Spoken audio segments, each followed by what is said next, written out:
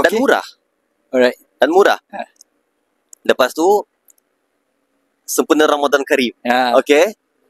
Bulan puasa, kalau kau sembahyang dekat istana dia, kau akan dapat duit aku rasa 10 Brunei dolar kot.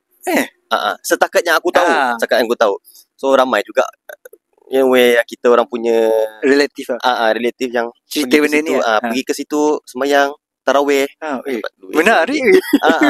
Tapi dia benda ni bagus, inisiatif betul.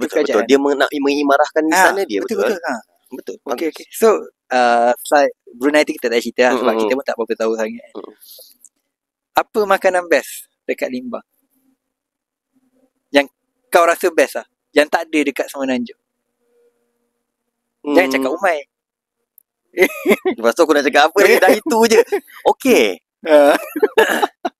Masalahnya apabila aku berhijrah di sini, aku ada craving something yang tumbuh daripada tanah.